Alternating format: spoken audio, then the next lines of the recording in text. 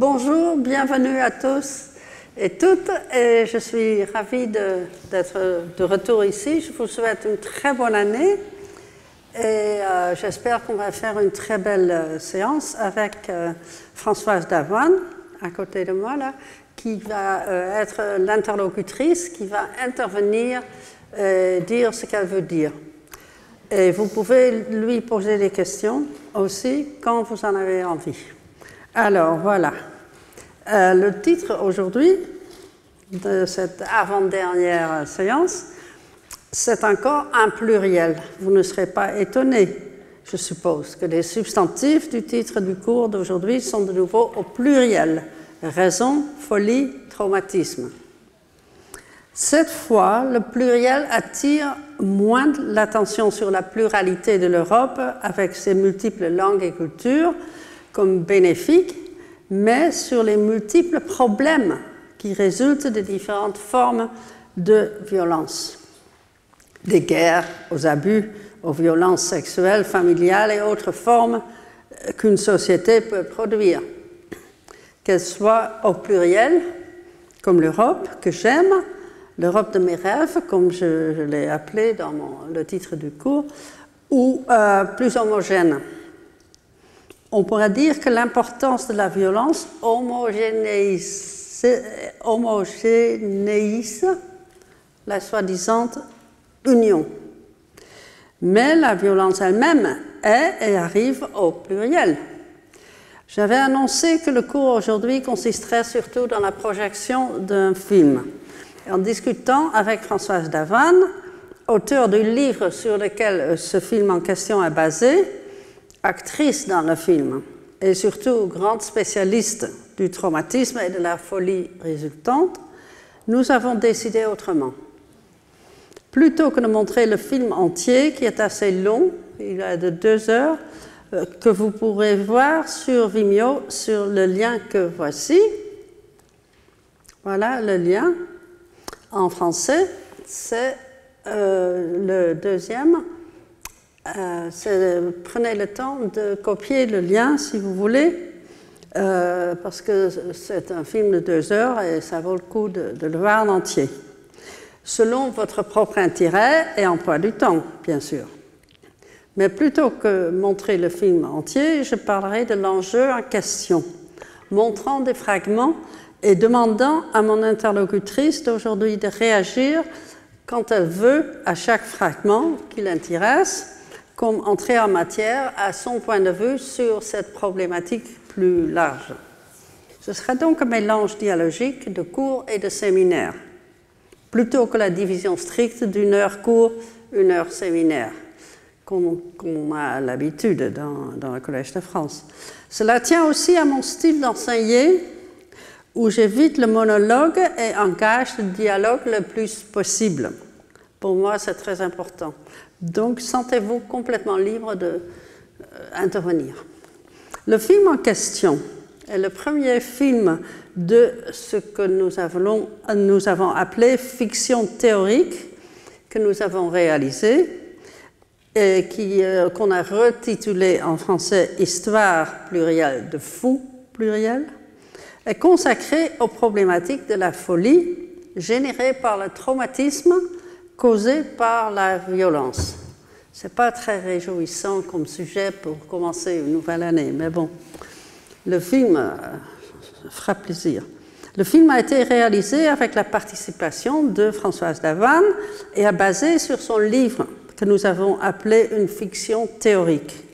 Le livre s'appelle « Mère folle, récit » de 1918.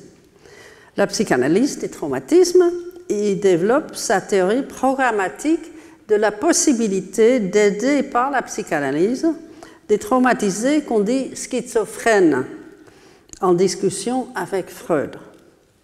L'inventeur de la psychanalyse niait cette possibilité, car selon lui, les traumatisés sont incapables du transfert indispensable pour la cure psychanalytique.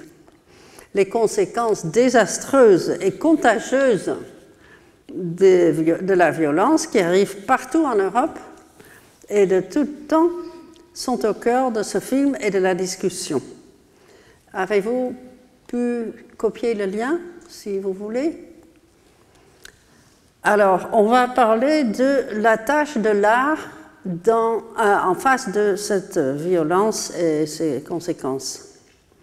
Mon premier point, cette idée est tout à fait générale. La tâche de l'art est de visualiser. Qu'est-ce qui relie une pratique artistique à une thérapeutique? Voici mon hypothèse, née d'une expérience concrète. Entre le cinéma et la psychanalyse, l'analogie primaire est la création d'un espace affectif. C'est un espace d'intensité qui n'appartient à personne, mais qui permet à une relation sociale brisée par la violence d'être restaurée, au moins partiellement. Dans le titre d'une installation vidéo basée sur notre film, nous avons appelé cet espace « The Space in Between », l'espace entre. Là, vous m'avez entendu utiliser ce mot beaucoup déjà. Dans le vocabulaire de mon cours de cette année, cela serait un espace où l'être entre devient possible. Ni tous les films, ni toutes les analyses y réussissent. Mais la possibilité, le besoin, voire la nécessité est là. Un espace donc où l'indicible pourrait se dire, et sinon se montrer, où l'audiovisuel peut survenir là où la seule parole manque à être audible, à être efficace, où le sens doit émerger de l'interaction et non pas des dictionnaires qui le fixent. Voici un exemple d'un espace qu'on a créé dans une installation. Ce n'est qu'une impression que nous avons dérivée du livre et du film. Ludwig Wittgenstein clôt son Tractatus Logico-Philosophicus avec le conseil de se taire quand on ne saurait dire une chose. Ce qu'on ne peut pas dire, il faut se taire. Écrit quasiment dans les tranchées, entre 1914 et 16, publié pour la première fois en 1921, ce livre percutant est autant le résultat de la guerre que l'étaient les traumatismes qui rendaient les gens fous, soldats et descendants, jusqu'à notre temps. À un autre moment, il recommandait qu'on montre ce qui ne saurait se dire. Donc plutôt que de se taire, on peut montrer. Mickey, je corrige juste la phrase. Oui. Ce qu'on ne peut pas dire, on ne peut pas s'empêcher de le montrer. Ah, ok, très bien, merci. Ce qu'on ne peut pas dire, on ne peut pas s'empêcher de le montrer. Il faut donc, c'est impératif. Merci. Alors, quand on recommande ça, on voit que, sans le dire, il suggère le cinéma. Hein, ce serait l'utile. L'œuvre d'art qui m'a mis à lire ce livre de Françoise fut celle de l'artiste finnoise Eija-Liisa Arttila. Where is Where? Où est où? Installation vidéo à 6 écrans, 52 minutes, de 2008, qu'elle a montré au Jeu de Paume, ici à Paris. Il s'agit d'enfants rendus fous par la guerre d'Algérie, cas dont Frantz Fanon a rendu compte dans l'avant-dernier chapitre de son livre important, Anticolonial, Les damnés de la terre, de 1961. Non, revenons au présent, autrement dit, au passé plus récent. Quand j'entamais la lecture du livre Mère folle de Françoise Davant, c'était en vue d'un projet de recherche sur le cinéma finlandais, où l'œuvre spécifique que je viens de mentionner, Where is Where, semblait traiter d'un traumatisme de guerre que je cherchais à mieux comprendre. On m'avait recommandé les travaux de Davant et son partenaire Jean-Max Gaudière. Je n'étais pas déçue, mais autre chose que la soif intellectuelle fut assouvie. À la lecture, les images commençaient à me voler dans la tête, à tourbillonner dans ma tête. Je voyais la folie en même temps de voir la rupture sociale qui est impliquée dans sa genèse. La juxtaposition ou superposition d'une logique ressemblante à cause et effet en une série d'images, pour moi, c'était du jamais vu. C'était comme s'il fallait attraper les images au vol et, pour mieux les comprendre, participer activement à cette visualisation, dès lors collective. Comme justement ma collègue Michelle Williams-Gamacher et moi, on travaillait ensemble à ce moment-là pendant des années, nous cherchions un texte pour notre premier projet de cinéma de fiction. Le choix pour ce livre s'imposait.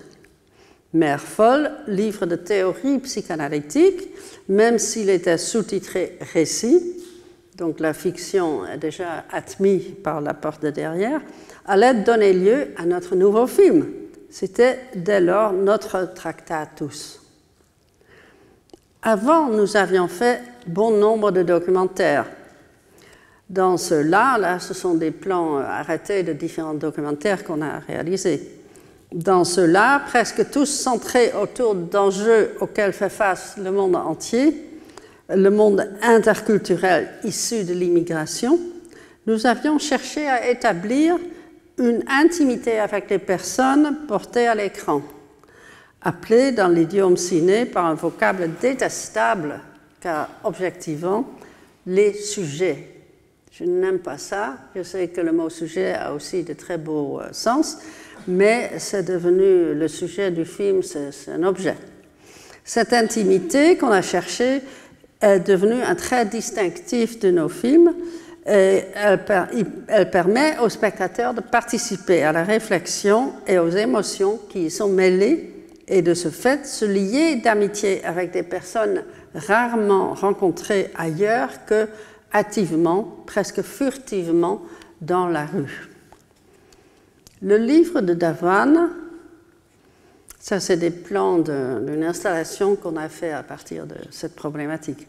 Le livre de Dhawan nous a inspiré l'audace d'une nouvelle voie, celle où la fiction permet d'engager affectivement, encore plus profondément, ce qu'on appelle hâtivement altérité, et ce justement dans la mesure où la fiction permet le développement de la pensée théorique à travers l'intimité imaginaire, imaginée et imagée.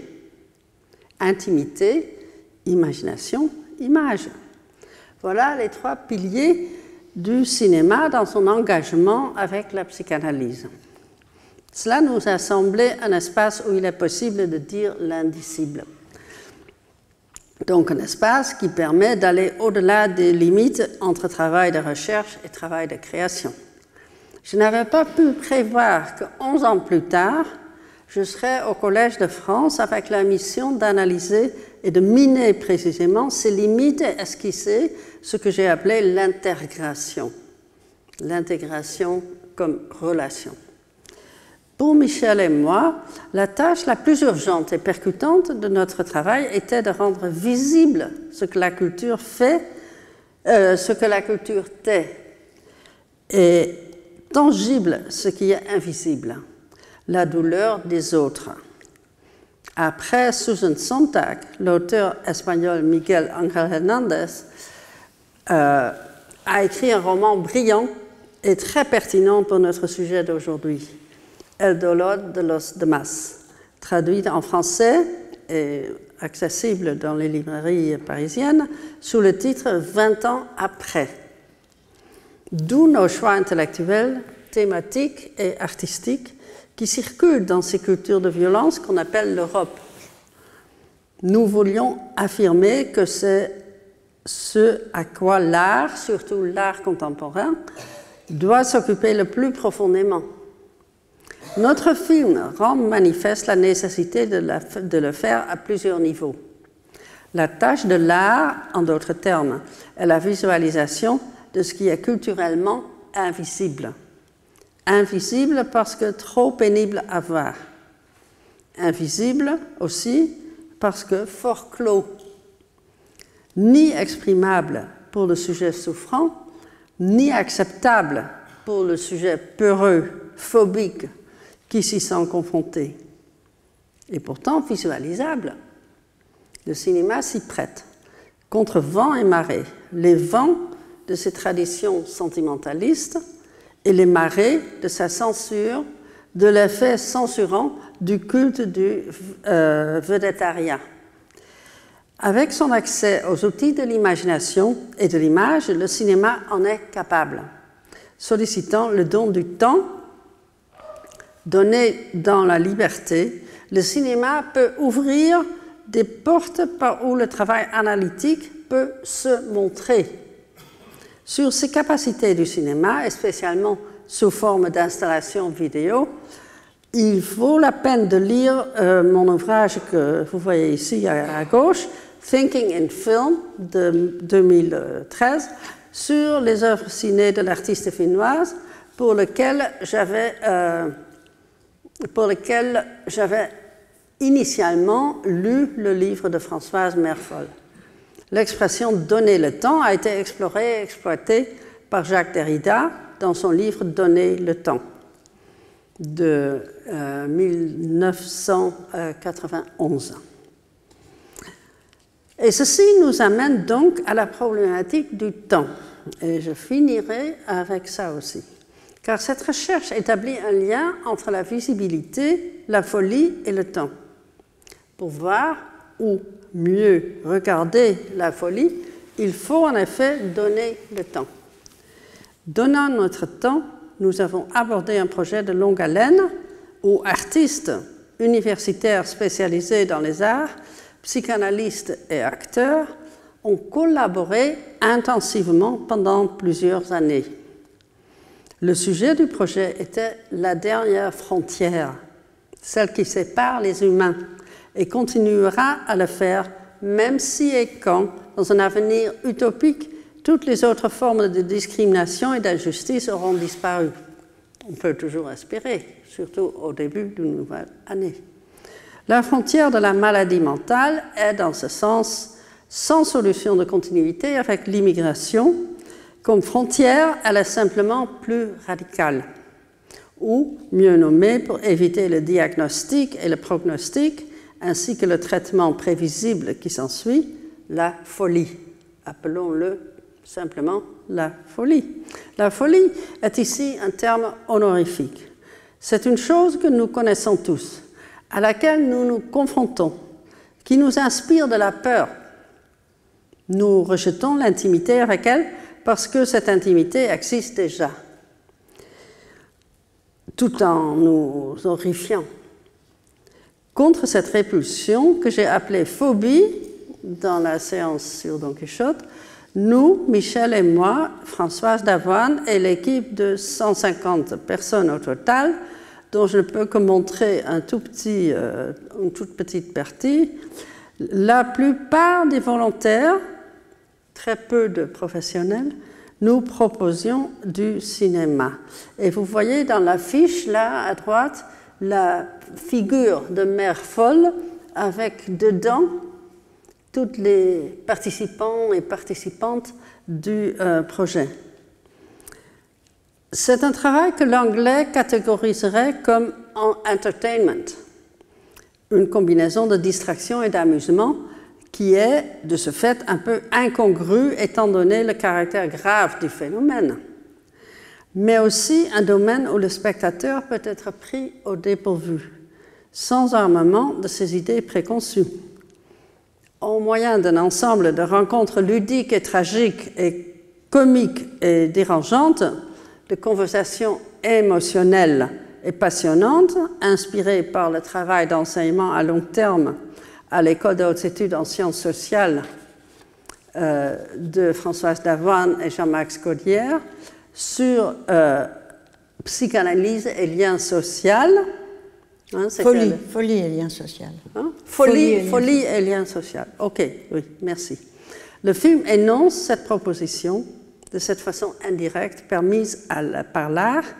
La folie est souvent connectée à la violence, parfois à travers la longue durée de l'histoire.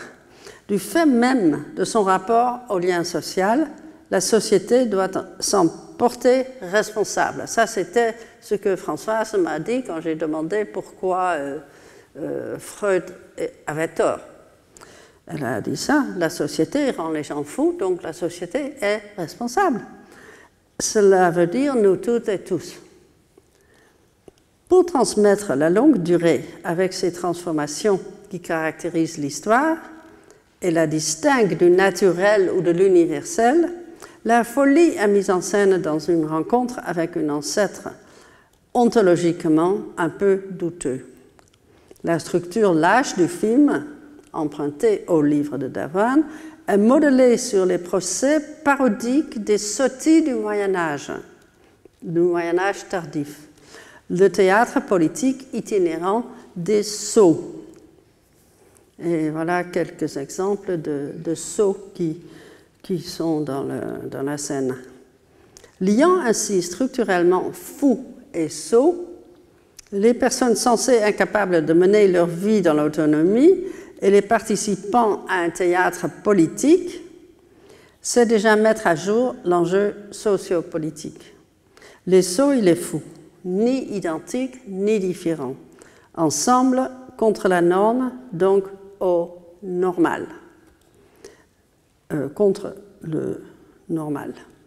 Le film met en scène une confrontation entre une psychanalyste et ses patients traumatisés, d'une part, et entre le monde contemporain et les fous médiévaux de l'autre.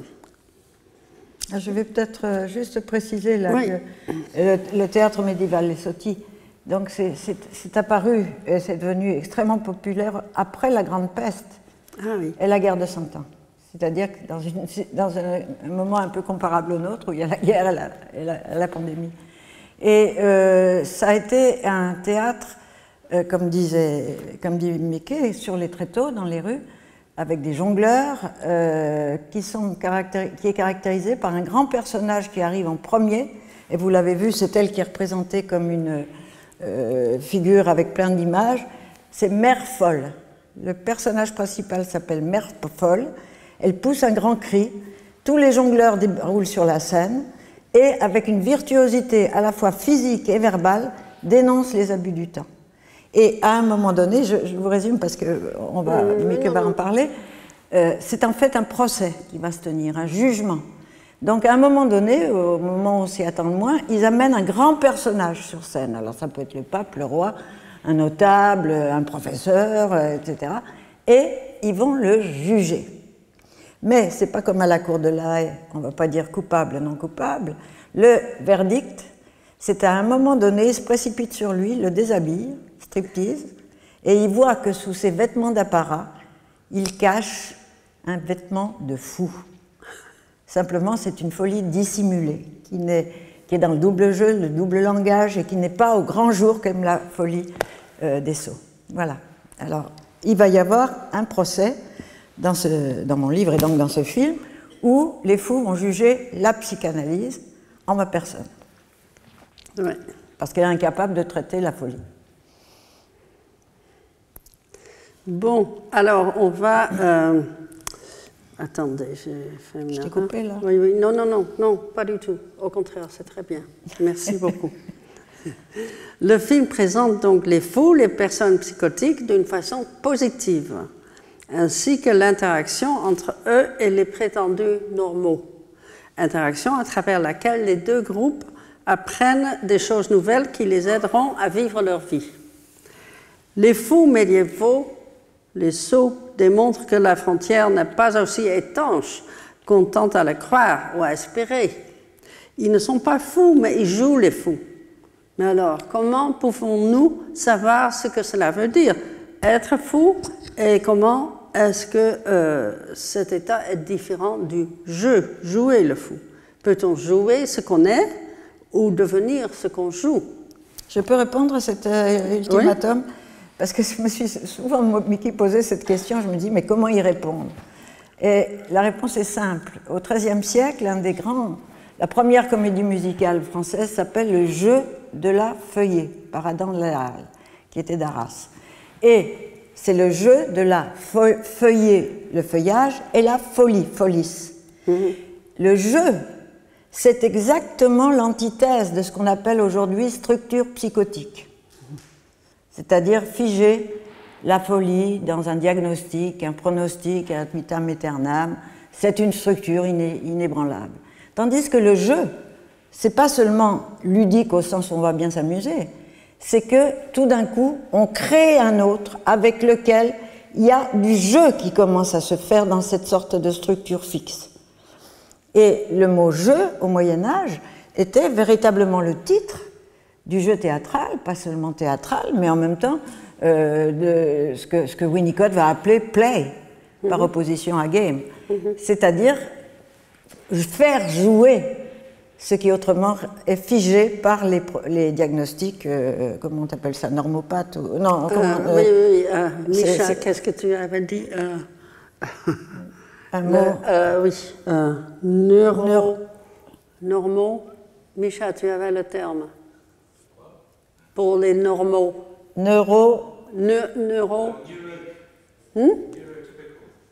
Neurotypiques. Neurotypiques, les neurotypiques. Oui, voilà. Merci, Micha. Et merci, Françoise. Oui, c'est une question très, très pertinente. Donc, ces questions mettent en jeu le théâtre même et ses rapports avec le cinéma. Et ce lien rappelle les séances du 2 décembre sur Madame B et le capitalisme émotionnel et celle du 9 décembre où le cinéma montrait la prétention de Don Quichotte à la supériorité linguistique. Vous vous rappelez si vous étiez là. Dans les deux cas, l'analyse était basée sur ce qu'on appelle l'héritage culturel, où les aberrations sont ancrées dans un passé déjà assez lointain. Dans Histoire de fou, le film, le jeu de nos acteurs en fait cas. Théâtral sans embâge, il manque sa dette envers la tradition de longue durée et du même coup évite le sentimentalisme d'un jeu trop émotionnel, serré qui invite à une identification pleureuse mais sans conséquence. C'est cette question ontologique de la folie entre être, paraître, jouer ou oser, encore une forme d'être entre, que met en scène le film de la façon que seul sait faire le cinéma, mais aidé par le théâtre et sa longue tradition, ainsi que par la psychanalyse dont la tradition est de plus courte durée, mais en même temps aussi longue que celle de la psyché. Du point de vue de la temporalité, à côté de la durée, joue aussi la séquentialité ou la chronologie, la logique tyrannique de Chronos. Notre projet poursuit la visualisation du temps de façon, ce que j'ai essayé d'appeler en français par plusieurs termes, intempestive ou pervertie, traduction partielle et inadéquate du terme anglais preposterous, où pré et post échangent leur place. Passé et présent ne marchent plus en file droite, inversant leurs places respectives et de ce fait se moquent du dogme historiographique de la chronologique. Le cas le plus flagrant et théâtral est l'imitation de Lacan par un fou, un sot médiéval qui récite des vers de Rudebeuf du XIIe siècle, XIIIe siècle, étrangement résonnant avec certaines paroles du maître du XXe siècle. Ce n'est pas raisonnable. Où est-ce si on va voir un petit fragment? Allicht. Hoe kunnen we anders wat inzicht brengen? La psychanalyse a beau déguiser son héritage sous des monceaux d'écrits, elle ne peut renier ses origines orales. Oui, comme ce vieux fou de Lacan. Je le tiens de première main, qu'il a dit « Si j'avais été plus psychotique, j'aurais été meilleur analyste. » Regardez-moi, je suis un clown. Prenez exemple là-dessus, mais ne m'imitez pas. Il a dit aussi, l'analyste ne doit jamais hésiter à délirer. Je ne peux plus souffrir un seul instant de vous voir assise, passive, à lorgner la folie du monde. Bon, alors ça c'est ça vous... Le livre Sotti, enfin la folie, telle qu'elle était représentée au Moyen-Âge, c'était comique. L'éloge de la folie par Erasme, c'est drôle. Et tandis qu'aujourd'hui, tous les discours sur la psychose, les séminaires sur la psychose, c'est sinistre. C'est-à-dire, on n'en sort pas, on théorise, on parle de la folie, mais pas avec. Or, quand il s'agit de parler avec, il y a beaucoup de comique. Il y a tout un ressort comique. Dans les hôpitaux psychiatriques, on rit. Et par moments, hein, et d'ailleurs, les psychiatres disent quand un fou commence à rigoler, rire immotivé, signe de schizophrénie. En fait, le fou, il se moque d'eux. Mais cette relation n'est jamais mise en scène. Et voilà que là, ça commence, le premier fragment montre la dimension principale du film, enfin, et du livre, qui est le comique. Or, là, il s'agit, quand je vous disais que les Sotti amènent sur scène un grand personnage pour son esprit de sérieux, c'est tout de suite, il va y avoir un autre extrait où Lacan, enfin le personnage qui joue Lacan, il ne connaissait pas Lacan, le type, il l'a vu, l'acteur, il l'a vu sur des vidéos, il va jouer le charlatan, qui est un poème de Rutebeuf, du XIIIe siècle, qui s'appelle Le Dit de l'Herberie, où ils vendent toutes les panacées, un peu comme aujourd'hui, toutes les drogues psychotropes. Et c'est ce ressort-là qui est mis en avant, à la fois dans le livre et dans le film, ce ressort comique. Voilà. Merci. Oui, Françoise parlera tout à l'heure aussi de ce que pour elle le film a fait à son livre. Oui. Parce que ça a été aussi un assaut à son livre. Par exemple, là, j'aurais jamais pensé que... Comment il s'appelle? Enfin, je ne sais plus l'acteur. Oui. C'est un acteur professionnel. Oui, c'est un acteur professionnel. Louis. Allait jouer si bien Lacan. Oui. Oui, sans le connaître. Oui. Oui. Alors, la question, est-ce que notre film a trahi le livre ou, au contraire, a-t-il tenté d'être loyal à ce qui compte dans le rapport dialogique entre les deux livres, les deux œuvres? Et ça, c'est pour moi, quand je fais un film basé sur un texte, c'est toujours le premier enjeu, la première question. Hein, c'était la même question qu'on avait envisagée à propos de Madame B, sauf que Flaubert n'a pas pu y répondre. Flaubert n'était pas là ce jour-là. De même que le livre de Davoine, le film sur la folie peut être catégorisé comme une fiction théorique, c'est le terme important. Ce genre très freudien affirme que théoriser l'incompréhensible ou l'inexistant est mieux servi par la fiction que par une logique austère basée sur un empirisme rigide. Et ça, c'est un peu l'enjeu de ce qu'on a essayé de faire.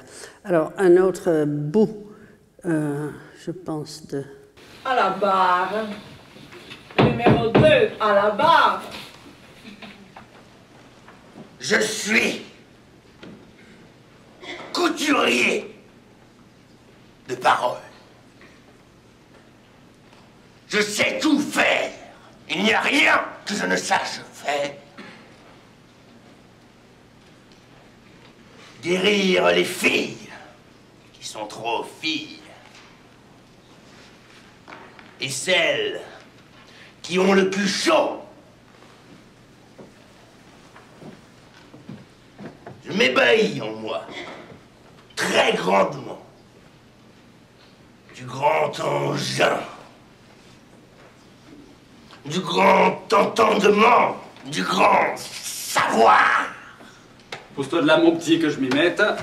C'est nous qui avons inventé la psychanalyse, avec les Fabliaux déjà. Bon. Alors là, vous voyez dans le public, c'est les gens de notre séminaire, oui, qui donc... il y a eu je ne sais pas combien d'acteurs, comme tu dis, volontaires, complètement incapables de jouer, comme moi. Et tout le monde s'est prêté. Il joue les fous qui assistent au jugement présidé par Merfol, que vous avez vu, entouré de plusieurs personnages. Ah oui. Certains d'entre vous vont reconnaître quelques personnes là, mais pas tout le monde.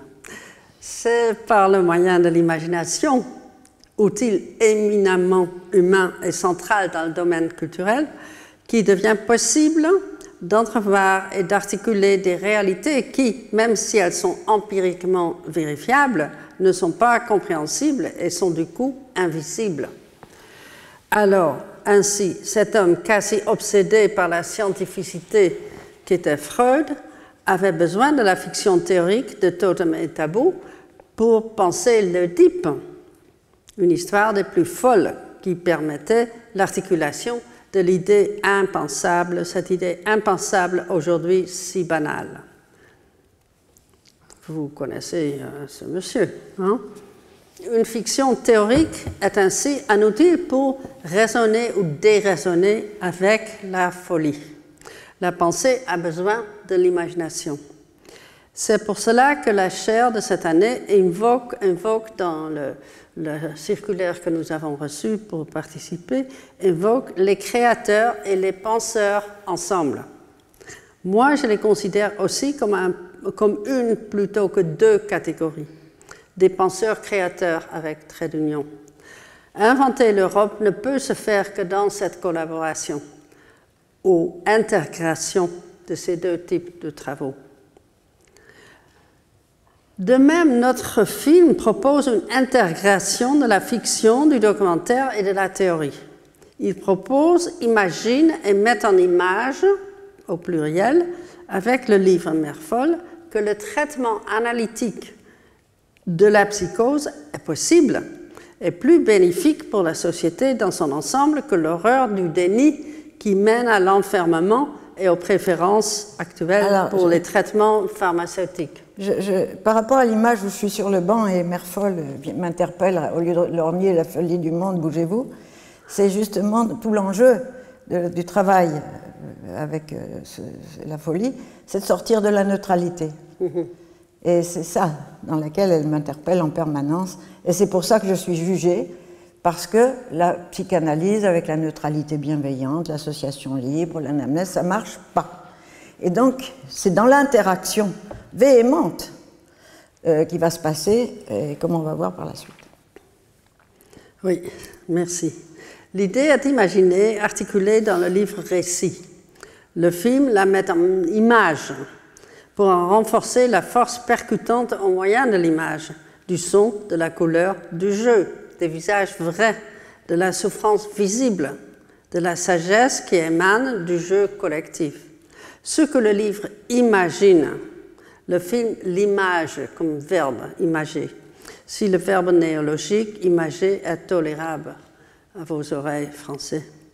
Comme un exemple de l'acte d'imager, on peut considérer cette image si l'affiche pour l'exposition qu'on avait fait à partir du film comme une présentation visuelle de la folie, pas une représentation, officiellement appelée schizophrénie. La personne, c'est Cécile, dont on parlera plus tard, qui fut la première patiente de Davan. Ce n'est pas une représentation de la folie, comme si l'image visuelle documentait le visage de la patiente. Un autre exemple pourrait être l'imitation caricaturale de Lacan que vous venez de voir. Il n'y a rien là de représenté, il n'y a rien de réaliste. Ceci n'est qu'un côté de ce que le film propose, et là, il adhère aux propos du livre Mère folle. L'autre côté concerne la mission et le potentiel de l'art plus en général, et du cinéma en particulier que nous avons voulu mettre en avant, aussi dans une analogie que le cinéma entretient avec la psychanalyse. Au moyen des allusions et références multiples aux différentes formes et genres, médias et traditions artistiques, il propose aussi que l'art peut rendre manifeste, comme une forme d'analyse, les tabous, les problèmes les plus tenaces et les plus tenacement réprimés d'une culture, et ce, dans des formes affectivement efficaces. Et je dis affectivement, et j'utilise le terme d'affect dans le sens où l'a théorisé Deleuze. C'est Deleuze, ça? C'est Deleuze, oui. Ah, quand il était jeune. Quand il était jeune, et il se répétait. C'est de l'époque des différences et répétitions de 1968, où le philosophe a avancé que l'affect, loin d'être une émotion particulière et subjective, est une intensité, un processus en mouvement qui peut se mouvoir d'une personne à une autre ou d'une chose à une personne. D'où le potentiel affectif des œuvres d'art, autrement considérées comme muettes et immuables. Et j'ai mis là la répétition de Deleuze pour nous rappeler... Pour t'amuser, oui. Pour m'amuser, pour nous rappeler de ce livre important. Et en cela aussi, le film suit le procès implicite du texte de l'analyste parisienne. Mais un film n'est pas un livre, comme nous nous disions tout le temps pendant qu'on faisait le film. Un film n'est pas un livre. Et les différences importent. Il a fallu commettre ce que nous appelons une loyauté par trahison. Pour rester loyal aux propos et même à l'esthétique du livre, son usage tourbillonnant d'images, il fallait y apporter des changements. Comme de bien entendu, ce film est fait d'images et le livre n'en a pas une seule, sauf sur la couverture. La couverture, c'est la Dullegrit, oui, de Bruegel, oui. vous savez, qui est au musée d'Anvers. Oui. J'ai demandé la permission pour pouvoir le... Et c'est ce tableau où il y a une femme guerrière, c'est Margot la Folle, au milieu de la guerre. Voilà. Oui, oui, c'est de nouveau folie et guerre en connexion. Comme de bien entendu, ce film n'a pas été fait selon les traditions hollywoodiennes. Celle-ci aurait imposé l'identification à un personnage central, ce qui irait à l'encontre de notre parti pris de la folie en multitude. Sans tradition qui aurait aidé la reconnaissance générique, il est dans un sens dur, difficile, exigeant. On pourrait dire fou, c'est un film un peu fou, et ce à plusieurs niveaux. Il dure 2 heures. C'est pour ça qu'on a abandonné l'illusion de le projeter ici. Il est situé dans 5 pays, les dialogues sont parlés en 12 langues et l'histoire comprend 6 siècles. Allez-y. Ça, c'est une innovation du film que j'ai trouvé assez géniale parce que c'est la folie sans frontières. La longueur et la multitude de personnages, la dispersion à travers le temps, l'espace et les langues suggèrent que dans l'Europe multiculturelle d'aujourd'hui, la folie est effectivement la dernière frontière, un domaine où la discrimination, comme toute réaction provenant de la peur, empêche la réintégration sociale des patients psychiatriques qui sont condamnés à rester en dehors. Sous cet aspect, elle rejoint les autres pluralités, les frontières qui essaient de les nier. C'est une responsabilité collective pour une société de laquelle l'art n'est pas une province à part, mais un élément intégral, voire indispensable. Sous cet aspect, il est conforme au livre, où l'anachronisme règne en maître, même si on change les manifestations. Mais pour le rendre visible, le film a dû tracer et puis effacer des frontières dans des domaines où le livre ne le fait pas. Un exemple, ici, le film efface les limites entre les deux fous comme individus, ainsi qu'entre leurs humeurs, l'un riant et l'autre soucieux, et un peu l'un sur l'autre. Cela veut dire que, pour rester avec le propos théorique du livre, nous avons cru bon exagérer sa force centrifuge. Les différents pays et langues, plus de langues que de pays, bien sûr, ce n'est plus la nationalité qui détermine les langues, mais aussi les guerres qui guettent les descendants de ceux qu'elles ont traumatisés, ont été étendues à d'autres moments et lieux que ceux de l'Holocauste, qui, dans le récit de Davan, est plus autobiographique que dans le film. Alors là, c'est pas vrai. Non? C'est pas sur l'Holocauste, moi c'est sur la guerre. Je suis obsédée par la guerre, je suis née dedans, en 1943, dans une région de combat. Oui. Voilà, et donc c'est ça, c'est une sorte de leitmotiv. Oui. Bon, je cite, juste là je peux citer un patient qui me disait autrefois, mon délire se produit au croisement de la petite histoire, ma petite histoire singulière, et de la grande histoire des guerres. Et ça, c'est une sorte de théorème. Oui. Et peu d'analystes vont chercher de ce côté-là. C'est toujours papa, maman, le père rigide, la mère, je ne sais pas comment, éventuellement les grands-parents. Mais on ne va pas regarder la grande histoire dans laquelle ces gens étaient pris et qui se transmet dans le silence. Oui, merci. J'ai fait l'erreur d'appeler la Seconde Guerre mondiale l'Holocauste. C'est la Seconde Guerre mondiale. Mais c'est la Seconde Guerre mondiale. Hein. Oui. Donc, car guerre il y a depuis toujours, et d'après ce que suggère l'état présent du monde, pour toujours. Pour cette raison, et pour rompre avec la rassurante division absolue entre bourreaux, les nazis par exemple, et victimes, tous les autres, nous avons déplacé une partie des souvenirs d'enfance vers l'Espagne de la guerre civile. Alors il y a eu quelque chose de... Alors le hasard joue un très grand rôle, puisque la causalité ne marche pas, puisque tout le, comment dire, l'appareil symbolique est détruit, donc le temps ne passe pas, les symboles ne fonctionnent pas. En revanche, le hasard joue un grand rôle. Et il se trouve que Mickey a eu l'idée de tourner... Moi, c'était en Franche-Comté. Enfin, il y a eu les Alpes et puis ensuite la Franche-Comté.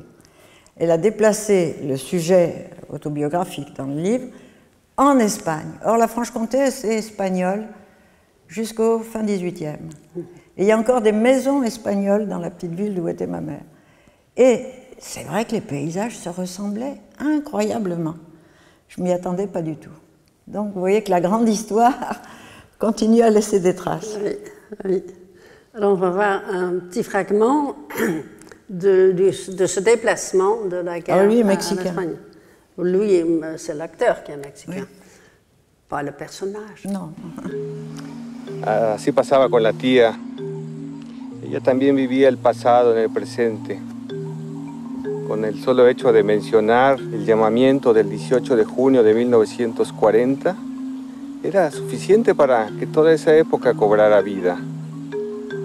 Además, era una época donde ella confundía con la guerra anterior. ¿Cómo sabe usted que ella la confundía? ¿De dónde le viene tanta certeza? Ella dijo que había visto cómo deportaban a su abuelo durante la Primera Guerra Mundial a Alemania, a un campo de concentración. Mi paciente tiene delirios parecidos sobre el mismo asunto. Una coincidencia asombrosa, ¿no? No te culpes. La tristeza es horrible. Oui, mais je ne suis pas venue non plus à l'enterrement de votre sœur. Et pas non plus à celui de la tante. Il paraît qu'elle est morte dans un hôpital spécial de la région. Sí. Tenía problemas con la realidad. Il faut absolument que je revoie tous ces lieux que j'ai délaissés. Pues ya estamos otra vez empeñada en cumplir una misión, como la tía. Ten cuidado, tiendes a convertirlo todo en fantasmas. Cuando tuvo un episodio después de la guerra, iba con una escarapela tricolor y un saco que sospechábamos iba lleno de piedras. Y todo el mundo la llamaba Madame la France. Oui, et nous et les gosses, on courait après elle. Et puis on lui disait, Madame, pourquoi votre sac il est si lourd? Elle nous répondait, mes petits, je porte les péchés de la France. Mejor los pecados de Francia que los de España. Hoy vamos a dar una clase sobre la Guerra Civil Española. ¿Sabéis qué significan estas palabras? ¿Qué historias esconden? No. ¿No? No. Una cosa parece clara. España enloqueció. Toda España, tanto la izquierda como la derecha. Y el resultado fue un cruel enfrentamiento en el que ya no se trataba solo de vencer al adversario, sino incluso de suprimirlo. Con lo cual era de temer una crisis mayor y que todo desembocara en la Segunda Guerra Mundial. ¿Habéis oído hablar de la Segunda Guerra Mundial? Sí. ¿Sabéis qué son las elecciones? Sí, las selecciones de fútbol, eso parece... Se ha olvidado. Que los padres vayan a votar cada 4 años a su partido. ¿Qué hemos aprendido después de leer este texto? ¿Qué podemos hacer nosotros para que no vuelva a ocurrir la guerra? Respetarnos. Bon. Alors là, je crois que c'est important, oui. Le personnage de l'analyste est diffracté en 3 personnages. Vous verrez plus tard, il y a une dame finlandaise, ça se passe en Finlande, moi en Finlande.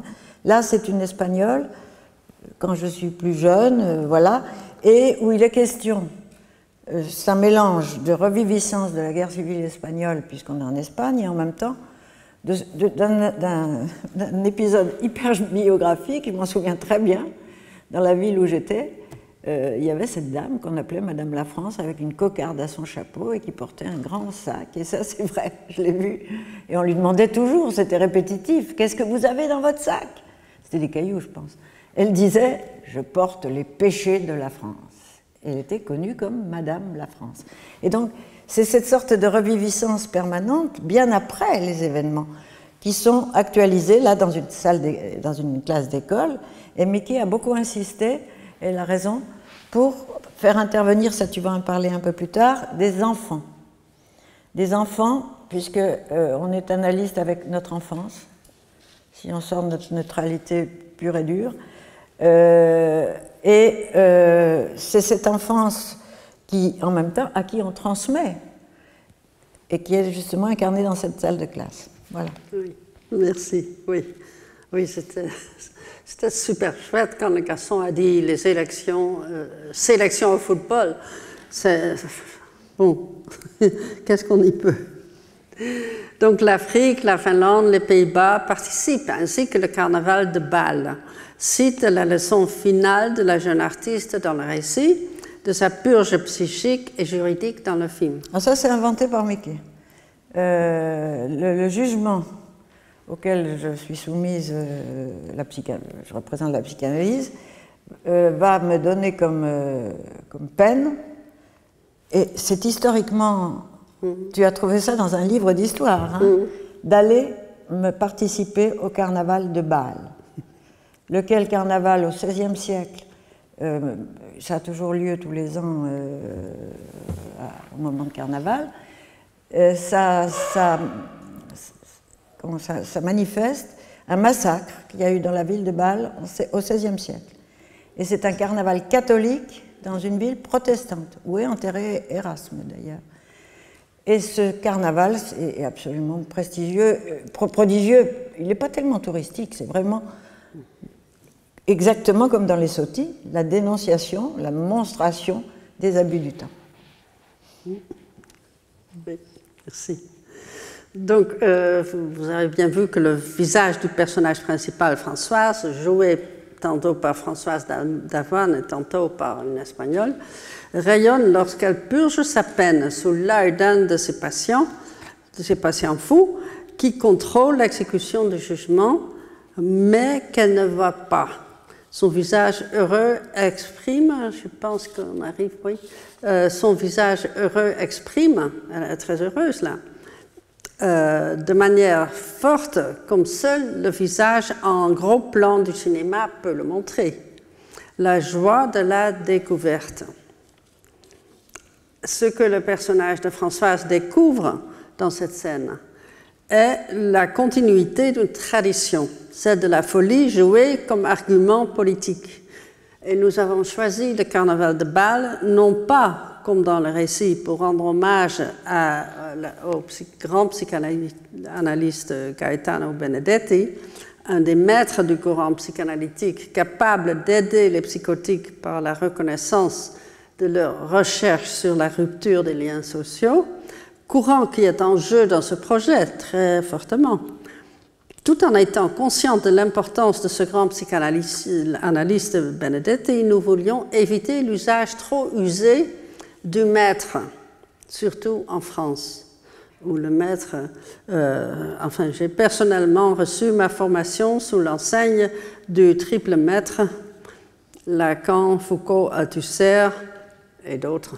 Trio d'ailleurs traversé de folie. J'ai choisi les images pour vous persuader. À sa place, on a voulu mettre en scène une analyste à la recherche d'une tradition viable. Et j'en donne deux exemples. D'abord, un étranger victime d'un régime oppressif africain, donc un réfugié, qui vient là-bas. Juste avant, je vais vous dire que le carnaval de Bâle, nous l'avons découvert, Jean-Max et moi, en allant rendre visite à Gaetano Minetti, complètement inconnu en France. On était dans les années 90 quand même. Son nom était inconnu, et c'est un des... Alors, c'est pas un maître à penser, c'est pas un maître au sens maître à penser, c'est un maître au sens japonais sensei, c'est-à-dire celui qui pratique un art de la thérapie des psychoses extraordinaire, et il a comme particularité d'avoir un visage carnavalesque. C'est-à-dire qu'il a eu à 40 ans, ça je l'ai su bien plus tard, il a eu une tumeur au cerveau, il a été opéré, il était paralysé du côté, il bavait même quand il parlait d'une voix très forte, et il racontait comment il faisait, et c'était pas un maître à penser au sens, il inculquait une doctrine, il racontait comment il faisait. Et il travaillait avec ses patients à Bâle, donc un peu dans la continuité du carnaval, avec justement des dessins, avec des figures, avec tout un travail sur l'image. Voilà. Alors voilà qui était. Et c'est comme ça qu'on allait le voir au moment du carnaval. Oui. Et par hasard. Et où est-ce que tu as trouvé ce truc que la peine qui était donnée aux condamnés des procès parodiques, c'était le carnaval de Bâle. Tu as trouvé ça quelque part? Je ne sais plus, mais... Tu ne sais plus, ben voilà. Mais je sais, ce que je sais par ma sœur, qui est la musicienne principale dans le projet, que le carnaval de Bâle a une musique très particulier. Qui date du XVIe siècle. Oui, qui va tout à fait... Des tambours et des fifres. Oui. Alors, on va regarder un petit peu un patient réfugié.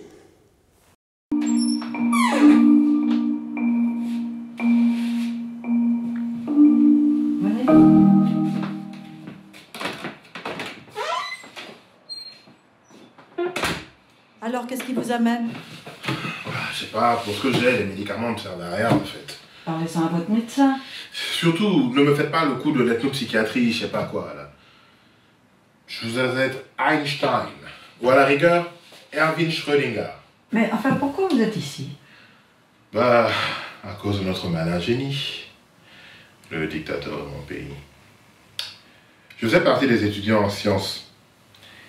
Et on avait une organisation, un mouvement clandestin. Et un jour, j'en ai eu ras-le-bol. Alors, je lui ai écrit. C'est là qu'il a envoyé les soldats. Ils m'ont arrêté. Ils m'ont emprisonné. Ils m'ont chicoté. Ils vous ont... Et ils m'ont bastonné. Vous avez de la chance de me rencontrer encore en vie, en fait. C'est là que j'ai commencé à pleurer. Ça n'a pas cessé. Et c'était pas que des pleurs de douleur. Parce que mon peuple pleurait à travers moi. C'est alors que je suis venu en France pour continuer ma formation. En fac? Auprès d'être pas très bien défini, qui me conseille de tuer le premier venu qui me gênerait. Avouez que c'est gênant quand même. Alors, c'est pour ça que je viens ici en fait, chaque lundi. Moi je vous connais.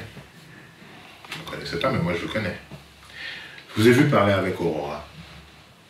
Elle s'intéresse à la physique, Aurora. On parle souvent équation de Schrödinger ensemble. Elle est toujours dans son labo des années 50. J'ai appris qu'elle avait sa sortie définitive bientôt. Ah, voilà, déjà je me sens mieux. Je suis content de voir que vous connaissez Schrödinger. Ça me fait plaisir de pouvoir en parler.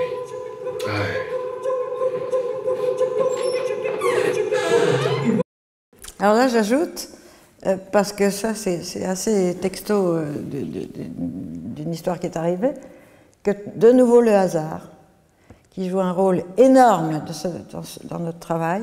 J'avais dans mon sac ce jour-là, ça s'appelle L'esprit et la matière d'Erwin Schrödinger. Je lisais, c'est un livre de vulgarisation de l'inventeur des équations de la mécanique quantique qui a eu le prix Nobel donc dans les années 20. Et dans les années 50, il a fait des conférences à Cambridge où il met tout ça à notre portée, à nous les nuls, en physique. Et je l'avais sur moi, si bien que quand il parle de Schrödinger, je lui ai sorti le livre. C'est pour ça qu'il me dit, c'est de cet rang, voilà. Oui, oui c'est encore le hasard. Oui. Et je pense que son histoire aussi, il l'a mis sur la table comme ça. Oui, hein. oui. Enfin. Ah oui, parce que c'est vrai que souvent ils viennent d'Afrique et tout, alors on leur dit de quel peuplade, quels sont les rites, quels sont vos dieux, quels sont vos machins, etc. Eux, ils n'en ont rien à foutre, dans la mesure où s'ils deviennent fous, c'est bien par rapport aux violences qui s'exercent dans leur pays. Et c'est la question à poser, toujours. Qu'est-ce qui vous est arrivé? Et non pas qu'est-ce que c'est, vos croyances, même si c'est intéressant, il ne faut pas le nier, mais ce n'est pas ça le plus important. Oui, merci. Donc après cette rencontre avec ce patient du hasard, hein, qui entre comme ça, c'est la musique des tambours au rythme unique avec flûte et ton aigu, qui a cette longue histoire jusqu'au Moyen-Âge tardif, ainsi que les cortèges et les masques évoquant des massacres du passé et du présent, qui inspirent sa joie de voir, de comprendre la vue et l'ouïe. Donc elle est là et elle voit, elle est témoin. Ainsi, cette petite scène finale où la musique, je vous montre un tout petit peu de la musique qui fait taire le dialogue, qui apporte une conclusion provisoire à la théorisation par la raison folle, dont le film présente l'expérience et l'expérimentation.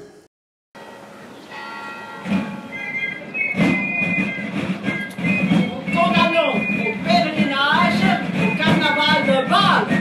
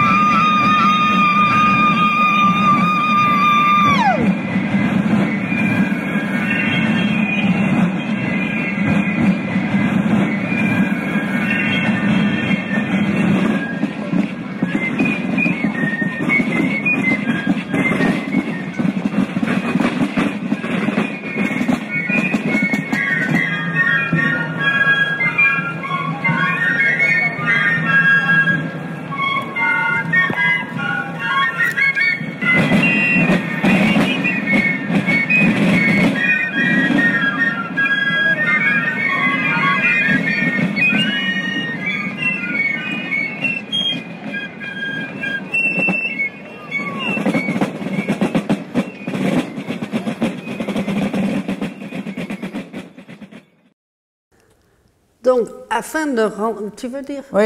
Qu'est-ce que tu veux mais dire? Qui, justement par rapport au livre, hein, ça aussi, le coup de génie, c'est d'avoir... C'est moins la musique que le rythme qu'elle a créé dans ce film, parce que le rythme, c'est la vie, la respiration dans l'apnée de l'angoisse. C'est ce qu'il y a dans le carnaval, c'est le temps à l'envers, c'est le monde à l'envers. C'est pour régénérer, c'est un rite de régénérescence après l'hiver, pour relancer le temps qui semble complètement arrêté dans la mort de l'hiver. Et de la même façon, vous avez ça dans l'épopée homérique, hein, c'est un rythme dans l'ère de mort de la guerre. Et là, je crois que tu as vraiment mis l'essentiel qu'on ne peut pas très bien rendre dans un livre, justement. Cette sonorité, voilà. Oui, justement, la musicienne a dit que c'est ce tambour, ce rythme qui rend unique cette tradition qui a survécu jusqu'à aujourd'hui. Oui. Donc, afin de rendre visible la folie et son issue possible, et ainsi de renforcer le lien quasi naturel entre analyse et cinéma, il a fallu opérer avec les moyens propres du cinéma. Un autre exemple, comme d'autres analystes célèbres, pour commencer Freud lui-même avec sa Dora, Françoise a eu une première patiente avec qui elle semble avoir échoué. Une des premières, hein, c'est pas la première. Ah, c'est pas la toute première? Non. J'ai échoué bien avant. Elle s'appelait ou s'était donné le nom de Sissi. What's in a name? La patiente diagnostiquée schizophrène et hospitalisée depuis ses 17 ans, jusque bien au-delà de ses 30 ans, imaginez ça comme jeunesse, avortée et stérilisée sans son consentement, est devenue folle. Pas étonnant. Alors ça, je vous dis ça,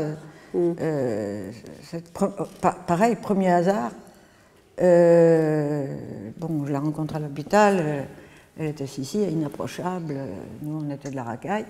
Et je regarde son dossier, il n'y avait quasiment rien, comme d'habitude, les gens recopient les certificats, il n'y avait pas grand-chose. Simplement, une sorte de coïncidence de nouveau incroyable. Patiente primipare, primigeste, stérilisée, à un hôpital où je venais d'accoucher. C'est la vérité historique, bon, ça. Voilà. Donc on est dans les années, mon fils aîné est né en 75, on doit être dans les années 77 par là. Et donc ça m'est sorti, ça m'a sauté aux yeux. Donc je me suis approchée d'elle, alors tu vas raconter un peu ce qu'ont été nos échanges, et puis je réinterviendrai là-dessus. Ok, donc vous ne serez pas étonné qu'elle est devenue folle. Victime d'abus paternels, et selon notre interprétation, quand je dis notre, je dis Michel et moi. C'est pas la mienne. Hein, c'est pas la sienne. Hein. Là-dessus on diverge. De négligence maternelle, c'était nous qui avons interprété ça. Elle est en mal d'amour filial et la schizophrénie est sa seule solution. Sa contre-force est dans son imagination. Elle s'imagine être l'impératrice d'Autriche-Hongrie, produit de l'aristocratie à laquelle la patiente, de famille paysanne modeste, était loin d'appartenir, aussi bien que du cinéma dans sa tradition la plus sentimentaliste, notamment le film Sissi, dont d'ailleurs il y a une remake actuellement en télévision. Alors, voilà Sissi qui fait tout pour regagner sa dignité. Sissi réelle, cette patiente d'autrefois, exprimait son statut imaginaire par les gestes, les mimes, les paroles. Des phrases comme celle-ci, je cite, « Si vous apportez une plume et de l'encre, nous pourrons écrire notre fierté. » Fin de citation. Ce sont des citations directes. Oui, la patiente a dit cela. À nous de porter ces paroles à l'écran, mais afin de visualiser jusqu'où allait le besoin impérial de la jeune femme, nous avons décidé de lui apporter des valises pleines de vêtements élégants dont sans doute la jeune femme fictive rêvait sans jamais pouvoir se les permettre. C'est là la fiction et réalité qui se mélangent. Pour chaque séance où elle se rend implacablement pieds nus, car où pourrait-elle aller de toute façon, puisqu'elle est hospitalisée, elle s'habille et se coiffe avec soin et style. C'est un cas de loyauté par trahison, vis-à-vis du livre, où le cinéma dicte le changement pour mieux rendre l'esprit du livre. Ici, le film s'éloigne de la réalité de la femme de famille modeste en la revêtant d'habits trop précieux, mais proche de l'imaginaire qui l'aidait à survivre à son état d'abjection, lui donnant cette appartenance impressionnante, ponctuée par ses paroles, ses mimiques et ses gestes parfois extrêmement poignants. Je montre d'abord le fragment. Oui, si tu veux. Alors là, je ne suis pas du tout d'accord. Elle n'est pas d'accord. Mais pendant qu'on faisait le film, je trouvais ça génial. Je trouvais ça très, très rigolo de l'avoir habillée, etc. Et c'était hier soir, en discutant avec Mickey, c'est hier soir que je me suis rendu compte que je n'étais pas d'accord. Ça ne correspond pas à ce que je vais vous raconter. Elisabeth, 30 ans, internée depuis ses 17 ans.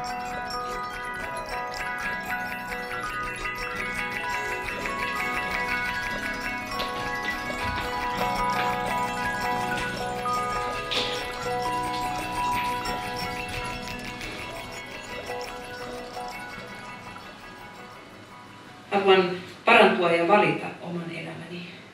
En mitään arkielämää, taiteilijaelämän, suuren kuningattaren elämän, suurherttuiden elämän, kaikkien elämänmuotojen elämän.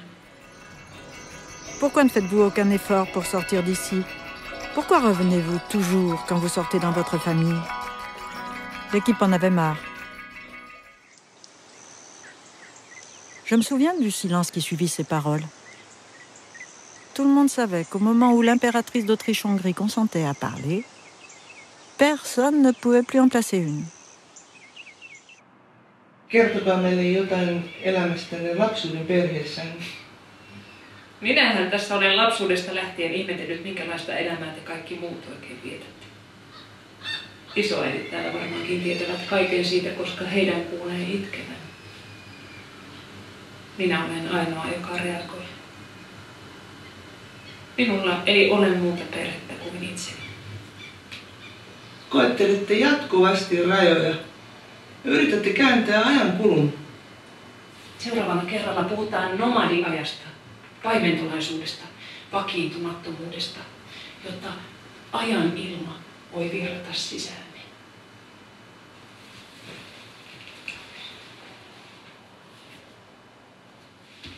En enää palaa kotiin. Enää minä kuitenkaan voi mennä naimisiin äitini kanssa.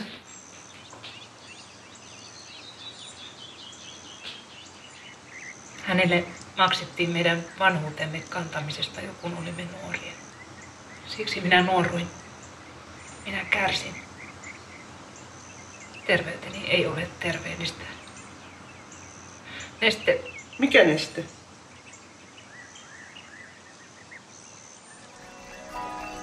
Notre langue est imprégnée de temporalité et donc de causalité. Ça empêche les morts de revenir. Oui, alors là où j'ai découvert hier, en parlant avec Mickey, que ce qui ne va pas, pour moi, bien que j'ai vraiment apprécié toute cette séquence, c'est qu'elle n'avait pas d'image. C'était l'image de Sissi, l'impératrice, cette sorte de vision permanente, était ce que Aby Warburg, un historien d'art qui est devenu fou lui-même et qui a guéri, appelle des images survivantes qui se tiennent au bord du gouffre, immuables. Ce n'est pas d'imaginaire où on se prend pour où on se raconte des histoires et où on met des habits pour s'habiller, où on rêve de beaux habits. Elle n'a pas d'image. Elle est agrippée à cette image d'impératrice. Pourquoi? Alors, ça, c'est quelque chose qui n'est pas là-dedans dans cette séquence, mais qui est quand même dans le film. À un moment donné, elle me dit « Voyez ma mère ». Donc, j'allais lundi matin à l'hôpital, j'ai fait ça pendant 30 ans, l'après-midi au dispensaire. Donc, je fais convoquer sa mère au dispensaire. L'après-midi, alors, c'est la mère de psychotique, la mère de schizophrène, toute l'équipe la haïssait, cette bonne femme. Bon, alors, je ne savais pas à quoi m'attendre. Et là, il y a une question de vêtements qui me tape dans l'œil. Et c'est pas ces vêtements-là. Je vois arriver une dame habillée comme à la campagne chez moi. Enfin, j'étais élevée dans les Alpes et puis ensuite en Franche-Comté, comme les amis de ma grand-mère. Un tablier noir avec gancé de violet, parfaitement repassé. Elle s'était faite belle pour me voir. Alors, immédiatement m'est venu le parler comme on parle dans ces coins-là. Je ne sais pas comment vous dire, c'est autre chose qu'à Paris. Donc, on commence à parler. Et qu'est-ce que j'apprends? Alors, il va se passer quelque chose d'incroyable. Je la voyais les après-midi du lundi.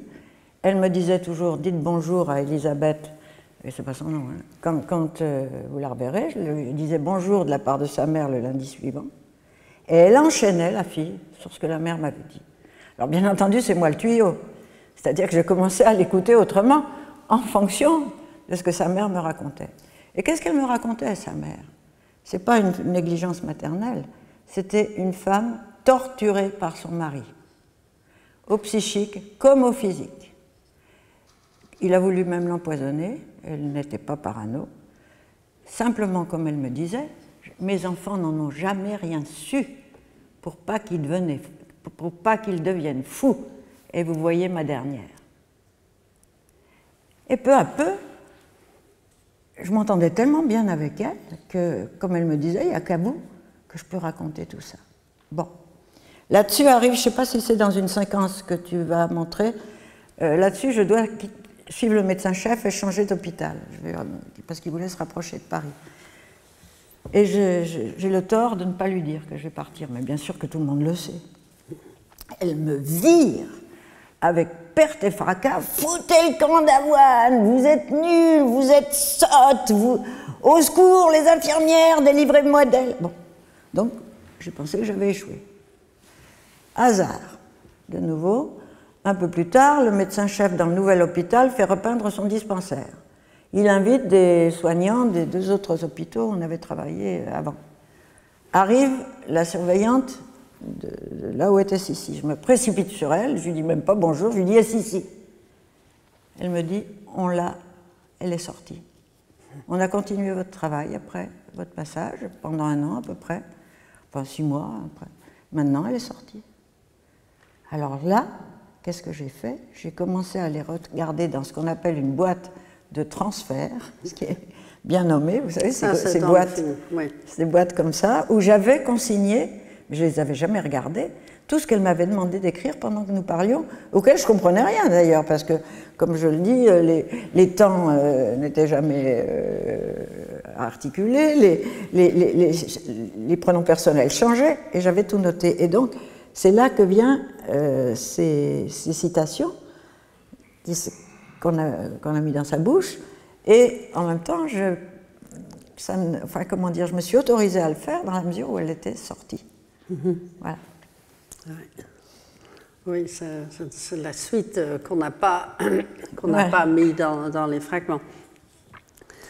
Contre l'abjection des malades mentaux, cette exubérance de beauté qu'elle met en scène constitue la forme visible de sa dignité. Sissi le mérite avec ses jets de sagesse à laquelle elle confronte l'analyste, au bord de comprendre à quel point la patiente est celle qui traite l'analyste, au moins d'autant, au moins plus, ou même plus que l'inverse. Et il y a une scène où cette autre, c'est pas Françoise, mais c'est la psychanalyste finlandaise qui se trouve en situation de patiente de Sissi, qui lui parle. Et l'espace intermédiaire que produisent cinéma et psychanalyse, de cette façon, entre autres, nous invite à participer à ce monde à l'envers. Et l'expression « le monde à l'envers » évoque le carnaval, bien sûr. Et pour cause, vu le début et la fin du film. Hein, c'est pour ça que ces bouts sont là. Ainsi, quand la malade dit à l'analyste « Soyez mon témoin », nous savons à quoi nous en tenir. Le devoir social de tous ceux qui participent à cette société habitée par la violence ou source d'une permissivité sur laquelle elle tourne un œil aveugle, est cela, se porter témoin. Le cinéma, qui rend visible, audible et refuse de passer sous silence, est dans ce sens un complément naturel de l'analyse. Sortant du cabinet où l'espace intermédiaire reste confidentiel, le cinéma aide à la resocialisation des patients, pour ainsi dire, de l'autre côté, du côté des autres, les phobiques, toujours trop peureux. D'autres trahisons pour la loyauté sont visibles dans le film. Hein. Le film en a plein. l'analogie entre la science et l'analyse que le livre de Davan met en avant, sans doute avec un clin d'œil à Freud, le fanatique du désir scientifique, mais aussi à Schrödinger, risquait de ne pas marcher sur le plan audiovisuel. On l'a remplacé par celle tout aussi pertinente, mais plus cinématographique, entre analyse et musique, mais non sans avoir appris du livre, afin d'éviter la musique qui étouffe le premier baiser sous des violons dans des films sentimentaux. On a introduit la musique sur scène. Une infirmière essaie de contrecarrer le bruit épouvantable du charivari des seaux, hein, qui font du bruit.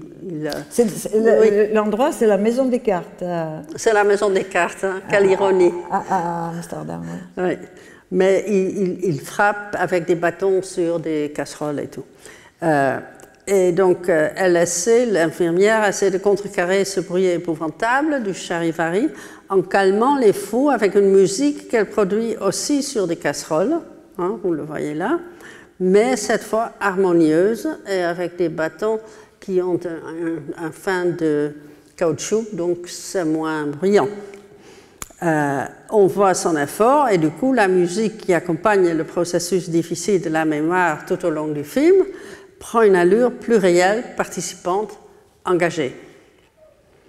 Autre trahison pour loyauté, intrépide et encouragée par l'engagement et le feedback positif des participants, nous avons introduit un thème presque absent du livre, l'enfance. Nous avons introduit toute une thématique de l'enfant en risque de folie transmise, mais aussi porteur d'espoir et d'avenir. Mais seulement après avoir décidé de créer cette thématique, qui n'est pas dans le livre, donc c'était vraiment une invention. C'est très bien, alors là j'étais absolument d'accord. Nous nous sommes rendus compte de la mesure dans laquelle l'enfant Françoise était présente dans celle qui aujourd'hui essaie d'aider à alléger la souffrance des autres enfants, restés bloqués dans l'âge d'avant la parole.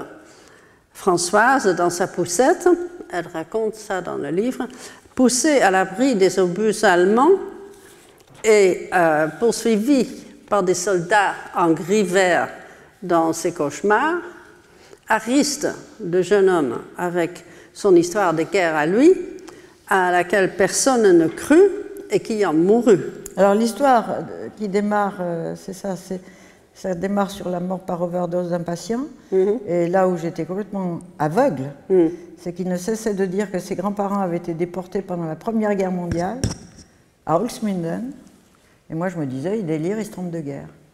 Or, c'est avéré qu'il y avait des camps de concentration à la Première Guerre mondiale. Oui, oui. Et ça, on l'a trouvé après, hein, dans un livre. Oui. Donc, quelle résonance. Il fallait donc des enfants, comme il fallait de la musique, la beauté des fous, les paysages hallucinants, beaux et effrayants, par les cicatrices qu'ils portent. Et je vais vous montrer un petit fragment sur les enfants. Wat een mooie, moderne wereld. We hebben geen boot. En de boot komt eraan. We zijn op het strand. Hé, wat een gekke meneer. Kom, we gaan even kijken. Wie ben jij? Ik ben ik. Ik ben jij. Ik ben wij. Ja, kijk, hier heb je de zuurkool. Hè? Het is heel herkenbaar. En hier een heel groene tomaat. Die is zeker nog niet rijp, net als u. Weten jullie wat? Nee. Dit is een bunker. Een plaats. Een soort huis, maar voor een groot deel onder de grond. De soldaten. Die bang waren dat er vliegtuigen uit Engeland zouden komen om hier te bombarderen. Die gingen daarin schuilen, daaronder. Dan gaan dan zo vallen en dan kunnen ze niet daar doorheen. Hij ging allemaal dingen uit zijn mouwen en uit zijn muts. Ja, die dingen waren ook mooie kleuren. Hé, daar is hij. Ja. Ja, hier ben ik. Ik zie niks. toch ook niet? Heel groot genoeg. Ik zie je wel. Ja, maar heel vaak dus, hè? Ik zie jou ook.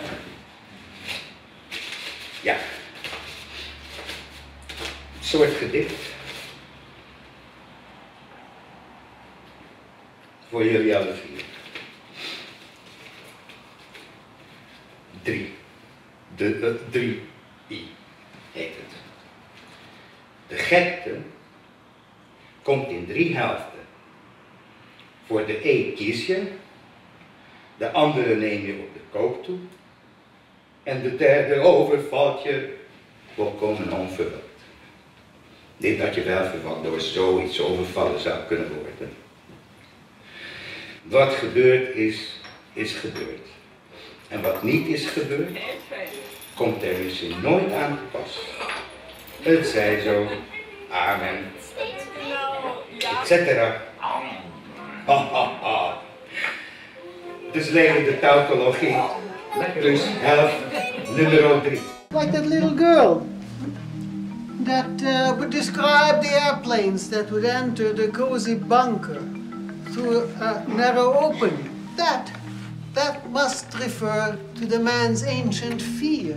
Sometimes it is even possible that somebody else would dream your fears in your stead.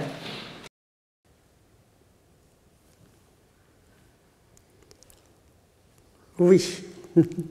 Alors voilà, les enfants, l'homme fou. Alors oui, oui. L'histoire de la fête des fous, qui a au début de Notre-Dame de Paris, avec Pierre Gringoire, qui était un auteur de Sotie, de Victor Hugo.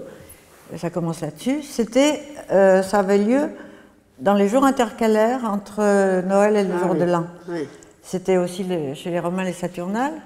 Et c'était donc la fête des fous, et qui était la fête des innocents, puisque c'était le jour du massacre des innocents comme fête.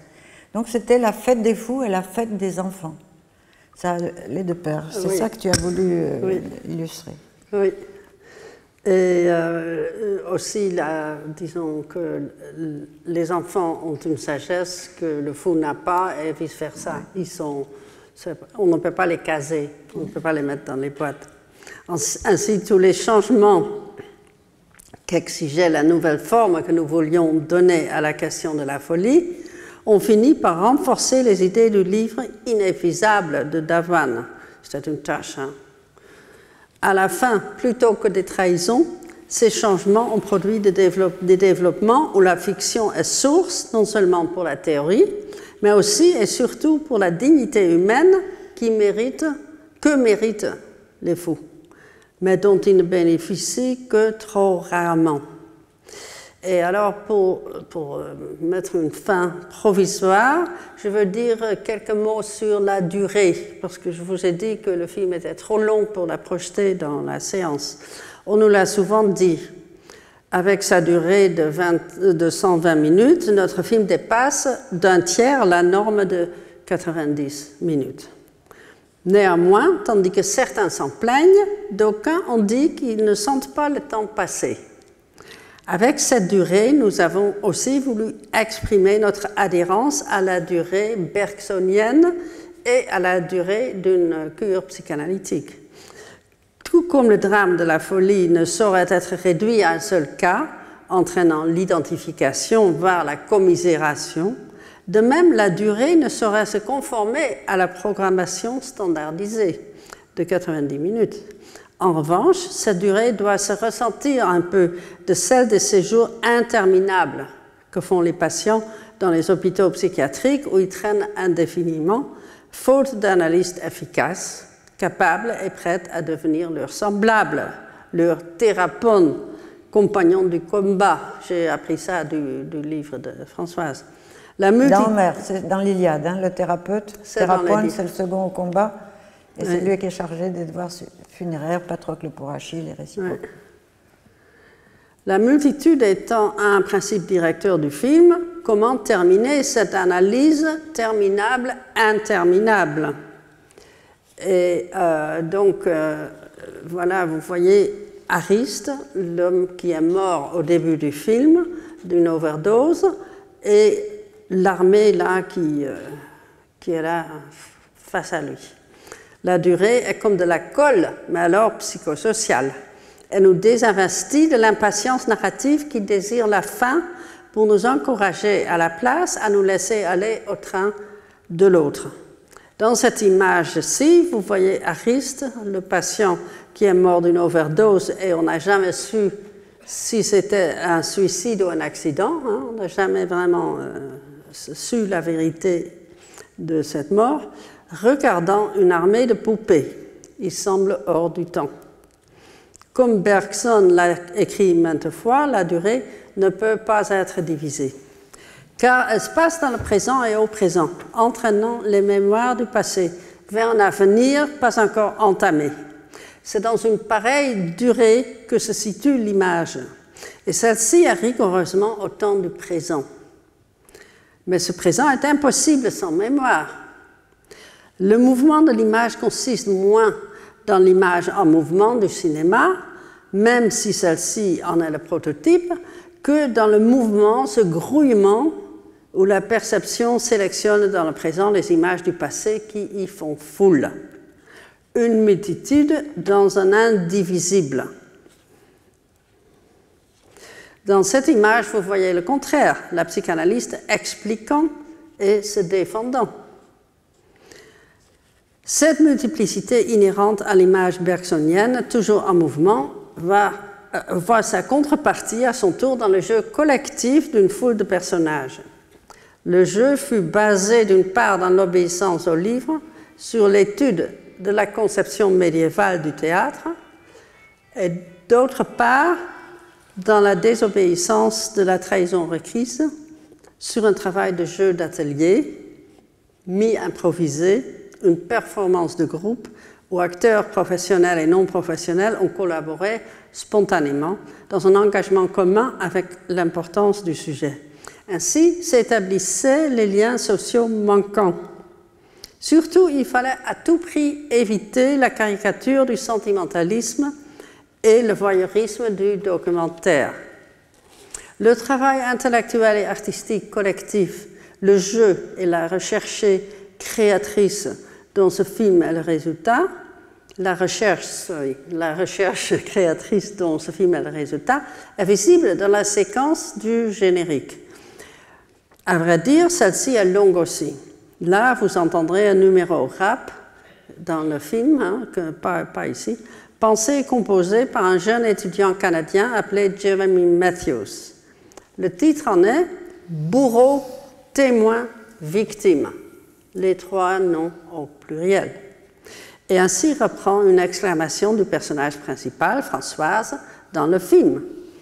Cette séquence résume ce que le film n'a cessé d'affirmer dans une tentative ultime d'affecter son public. Car n'est-il pas inévitable que nous nous occupions toutes les trois positions à tour de rôle, bourreau, victime, témoin. Alors, pour finir, je vous montre un dernier fragment. You don't even believe in the power of high dreams anymore. All your dreams come from the lower body. You've forgotten the visionary discipline of old Europe, when men spoke in many languages, but all had the same eyes for visions. Oh, arrête, Eliot. Nietzsche a déjà dit ça. Les poètes ne font que reprendre la pensée des autres. Of course, that's the whole point. The words recycled.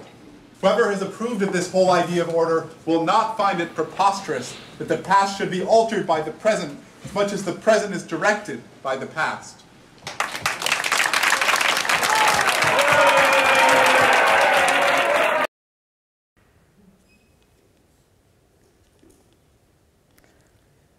Dis quelque chose? Si tu veux. Termine? Oui, il y en a encore un petit peu. Mais alors avant qu'elle termine, je veux dire que là, vous avez vu à peu près toute la foule des fous. On était quand même un grand nombre qui ne nous connaissions absolument pas. Non seulement on n'avait jamais joué de théâtre, ni de cinéma, on ne se connaissait pas. Et Mickey a réussi ce tour de force à nous, on pourrait dire fédérer, ou plutôt à nous adjointer.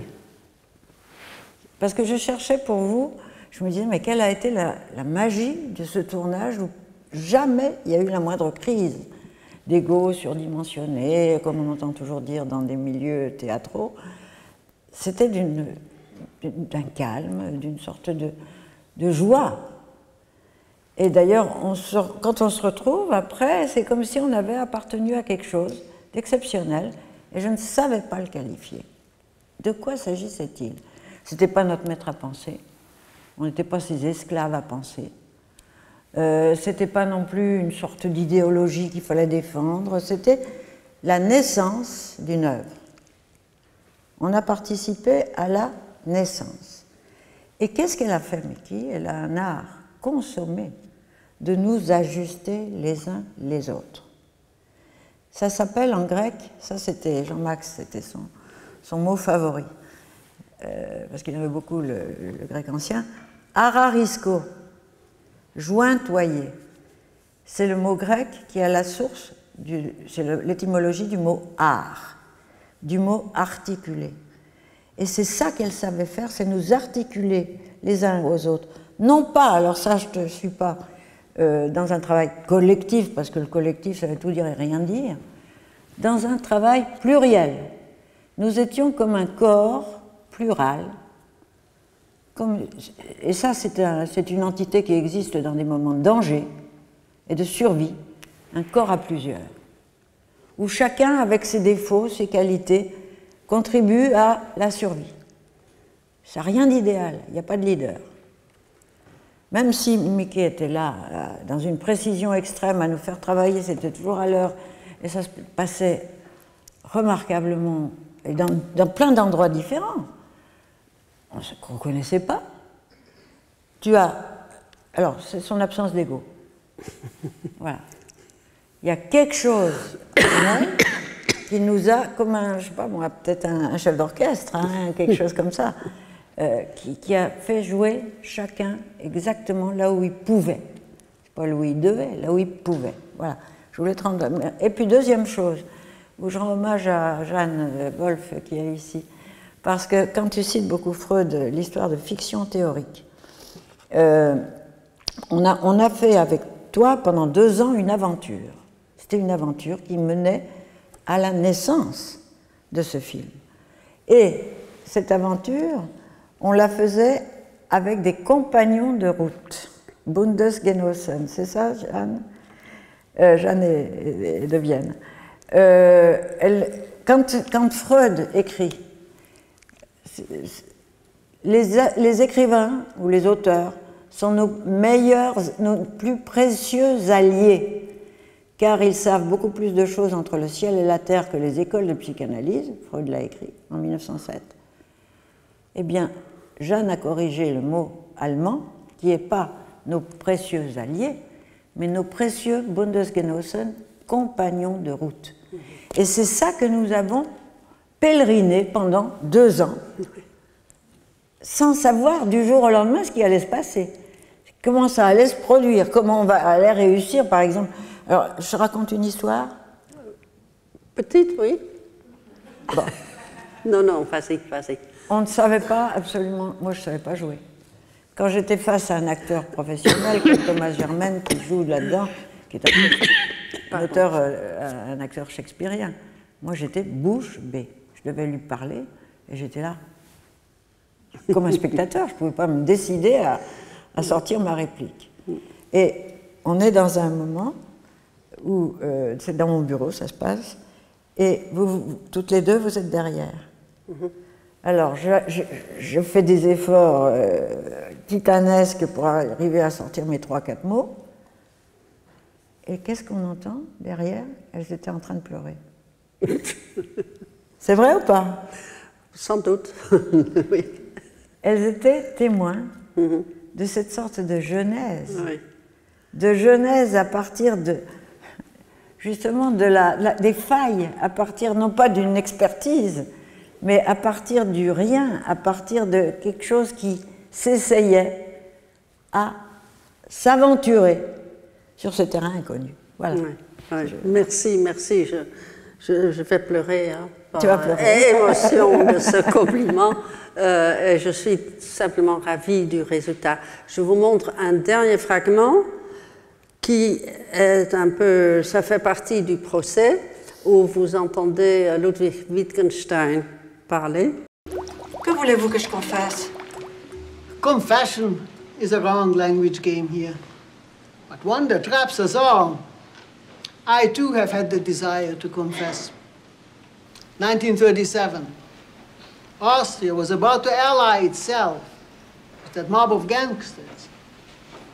I couldn't help myself but confessing from friend to friend that I am Jewish.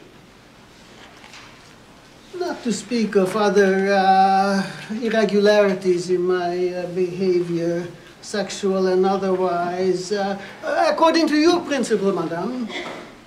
Does anybody else want to add anything to this? Oh, assez. Si elle ne connaît rien, qu'elle aille se faire renseigner. Mais je suis toute renseignée. Oh. Je sais bien que ces confessions sont à la base des mythes. Et les mythes sont des secrets de l'enfance qui ont été enregistrés au contact des ruptures du lien social.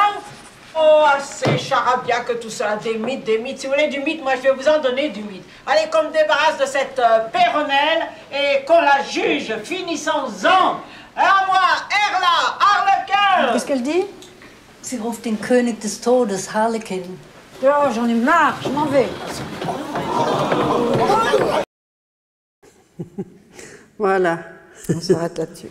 On s'arrête là-dessus et je veux simplement vous montrer comme image les noms des participants, pas pour que vous les lisiez, mais pour que vous voyez à quel point il y a eu une grande multitude de participants qui ont tous été engagés comme pas possible avec le projet. Et ça, le résultat, ce que tu as dit, ça a été enfin quelque chose qu'on n'avait pas prévu. Donc je remercie tous ces gens et j'espère que vous avez assez compris pour aller jouer le lien et regarder le film à votre ordinateur. Vous avez tous pu copier le lien, sinon venez et je vous le donne encore. Je vous remercie beaucoup et j'espère que vous allez tous revenir la semaine prochaine pour la dernière séance de ce cours avec Marie-Josée Monzin et Itai Sapir comme interlocuteurs. Et voilà, ce sera la fin provisoire de mon année au Collège de France. Merci beaucoup Françoise, ça a été précieux de t'avoir là. Tu ne poses pas de questions? Oui. Tu ne leur demandes pas de poser des questions? Ah oui. On a encore un quart d'heure de questions si vous voulez. Si vous avez le courage de continuer encore, vous pouvez poser des questions. J'avais oublié que ça fait partie. Oui.